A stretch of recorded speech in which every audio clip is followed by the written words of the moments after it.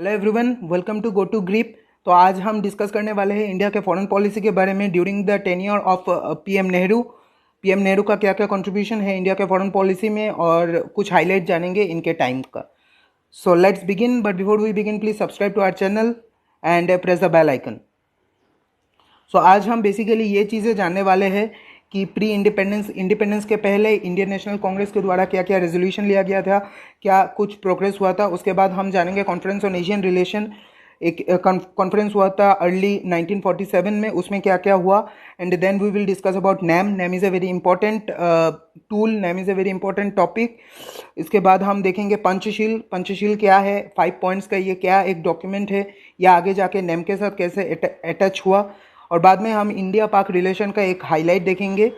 And at last we will discuss that how India led the third world nations during cold war.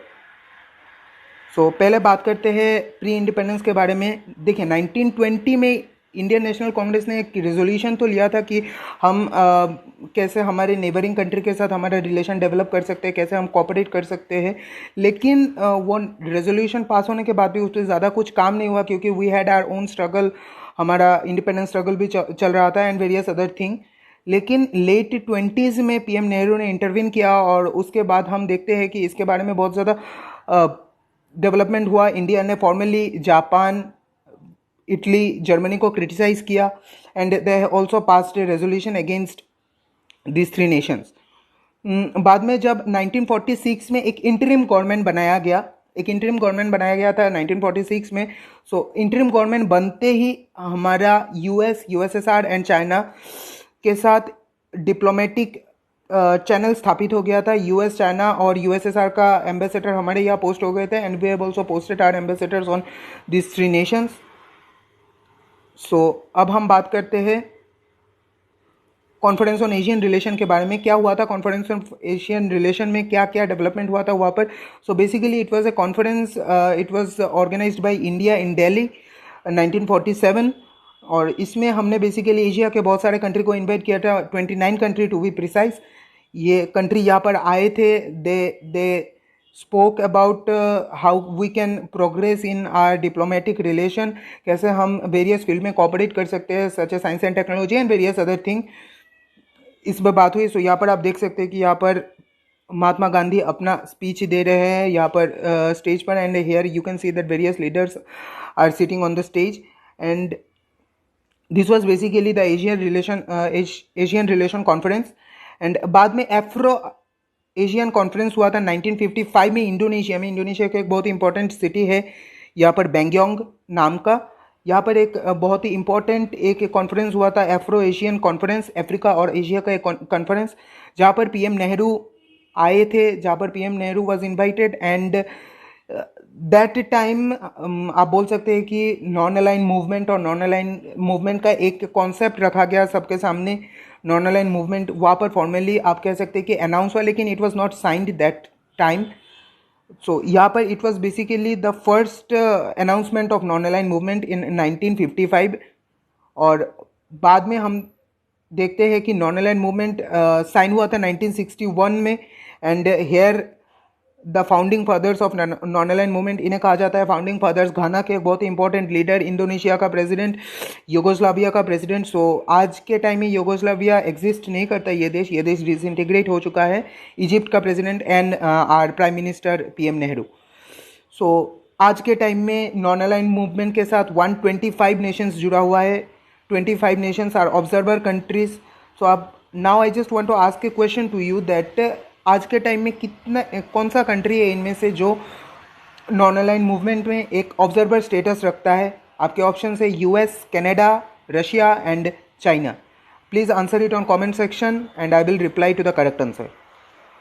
सो यहाँ पर आप देखेंगे कि non align movement 1961 में sign हुआ था and the group was formally formed there. अब जानते हैं नॉन अलाइन मूवमेंट क्या है। बेसिकली नॉन अलाइन मूवमेंट एक है कि कोल्ड वॉर के टाइम में, ड्यूरिंग कोल्ड वॉर किसी कंट्री को यूएसएसआर के साइड में जाना था और किसी कंट्री को यूएसए के साइड में जाना था।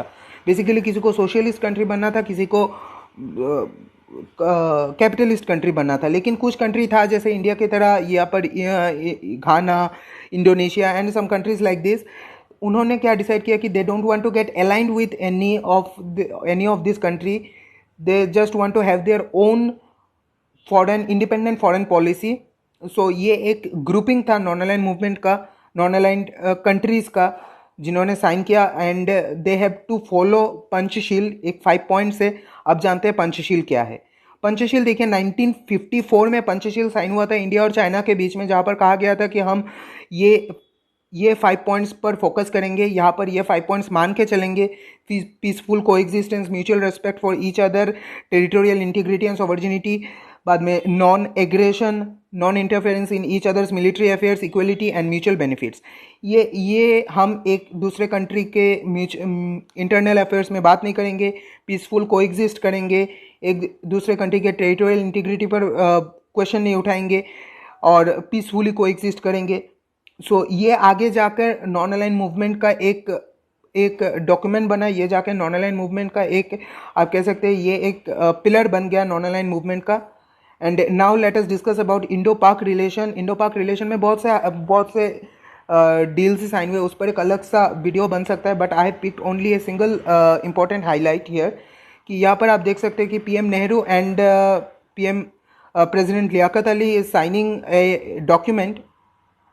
ये डॉक्यूमेंट कहा जाता है Nehru Liaquat pact. It was signed in 1950। इसमें बेसिकली कहा गया था कि जो माइनॉरिटीज़ है एक दूसरे कंट्री का, जो इंडिया में कुछ माइनॉरिटीज़ है, पाकिस्तान में कुछ माइनॉरिटीज़ है, they will be given proper independence. ये बाकी नेशन के बाकी सिटीजन जैसे रहते हैं, इन्हें भी वैसा रखा जाएगा, इन्हें भी वैसा कल्चरल और सोशली इनको कोई बैरियर नहीं मिलेगा, कोई बैरियर इन्हें नहीं किया जाएगा। And they will be quite free like other citizen of their own countries. So now let us discuss about the third world nation. Third world nation क्या है, तो मैंने बता ही चुका हूँ। थर्ड वर्ल्ड नेशन बेसिकली वो कंट्रीज है जो ना तो यूएसएसआर नॉर यूएसए, इन दोनों के साथ अलाइन नहीं हुआ था। They were having their own foreign policy.